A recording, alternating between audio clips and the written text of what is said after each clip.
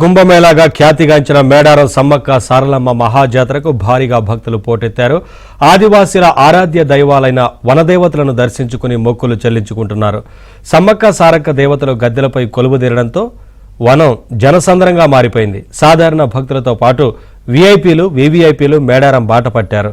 CM Revanth Reddy, governor Tamilisai Soundararajan, ఇటు కేంద్ర మంత్రి అర్జున్ ముండాతో పాటు పలువురు ప్రముఖులు సమ్మక్క సారలమ్మ దేవతలను దర్శించుకుని మొక్కులు చెల్లించుకున్నారు. ఇవాళ నిండు జాతర కాగా శనివారం దేవతలు వన ప్రవేశంతో మేడారం జాతర ముగుస్తుంది. భక్తులకు ఎలాంటి ఇబ్బందులు కలగకుండా అన్ని ఏర్పాట్లు చేసింది ప్రభుత్వం. మరోవైపు మేడారానికి 6,000కు పైగా బస్సులను ఆర్టీసీ నడిపింది.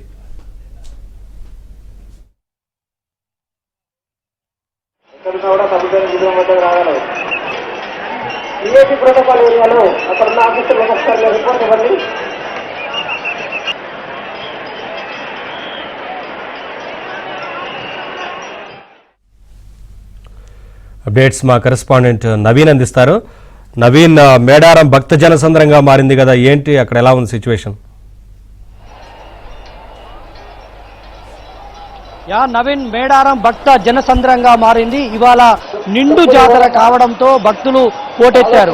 అయితే నిన్న సమ్మక్క మాఘ శుద్ధ పౌర్ణిమ వేళ గద్దెపైకి వచ్చింది. మనం చూస్తున్నాం, నిండు పౌర్ణమి వేళ ఈ సమ్మక్క తల్లి చిలకల గుట్టను వీడి ఆ నిండు పౌర్ణమి వేళ మాఘశుద్ధ పౌర్ణిమ రోజు గద్దెలపైకి రావడం, అంటే వనం విడిచి జనంలోకి ప్రతి 2 ఏళ్లకు ఒకసారి మాఘశుద్ధ పౌర్ణిమ రోజు వనం విడిచి మనం చూస్తున్నాం. కింద ఇటువైపు ఉన్నటువంటి చిలకల గుట్ట నుంచి అమ్మవారు మనకు కనిపిస్తున్నటువంటి ఆ పౌర్ణిమ చంద్రుని కింద వైపు చిలకల గుట్ట ఉంటుంది. ఈ చిలకల గుట్ట నుంచి అమ్మవారు వనం విడిచి జనంలోకి వస్తారు. జనంలోకి వచ్చి గద్దెల పైన, మన మేడారంలో ఉన్నటువంటి గద్దెల పైన 2 రోజుల పాటు ఉంటారు. మనం చూస్తున్నాం ఏ విధంగా భక్తులు కని విని ఎరగని రీతిలో ఈసారి భక్తుల రద్దీ ఎక్కువగా ఉంది. దాదాపుగా ప్రతి జాతరకు 1 కోటి నుంచి 1.5 కోటి మంది భక్తులు రావడం అనేటువంటిది కామన్. కానీ ఈసారి భక్తులు 2 కోట్లకు పైగా మంది భక్తులు వచ్చారని ఒక అంచనా వేస్తోంది ప్రభుత్వం.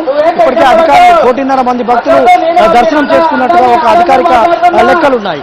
అయితే మనం చూసుకున్నట్టయితే ఆశాంతం సమ్మక్క వస్తున్నటువంటి చిలుకల గుట్ట నుంచి నిన్న సాయంత్రం 5 గంటలకు పూజలు ప్రారంభమయ్యాయి. 5 గంటల నుంచి 7 గంటల వరకు కోయ పూజారులు పూర్తిగా పూజలు చేశారు.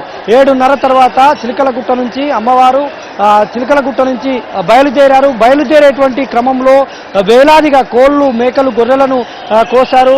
అమ్మవారు వస్తున్నటువంటి దారిలో బుగ్గులు వేస్తూ, పూనకాలు ఊగుతూ, శివమోగుతూ మొత్తం కూడా భక్తులు పెద్ద ఎత్తున కోలాహలంగా అమ్మవారిని తీసుకొచ్చేటువంటి పూజారులను తాకేందుకు ప్రయత్నం చేశారు. అయితే తర్వాత గద్దెల మీద రాత్రి 9 నుంచి 9:30 మధ్యలో అమ్మవారు ఇక్కడ గద్దెల మీద కొలువైనారు. అప్పటి నుంచి భక్తుల రద్దీ పెరిగింది. ఈ ఆశాంతం అంటే మేడారం జాతర చూసేందుకు ఈ అమ్మవార్లు ఇద్దరు కూడా సమ్మక్క సారలమ్మ గద్దెల మీద కొలువైన నిండు జాతర కాబట్టి ఇక్కడ గద్దెల మీద కొలువైన అమ్మవార్లను చూసేందుకు పెద్ద ఎత్తున భక్తులు తరలి వస్తున్నారు.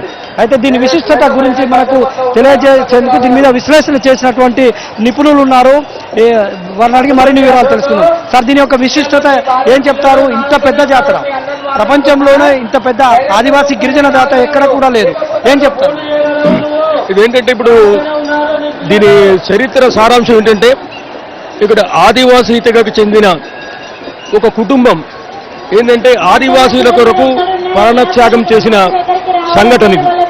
ముఖ్యంగా ఏంటంటే తెలంగాణలో ప్రకృతి పరంగా జరిగే పండుగలను చాలా విశిష్టంగా జరుపుకుంటారు. అందులో ముఖ్యమైనది బతుకమ్మ. తర్వాత మనకేంటంటే ఎన్నో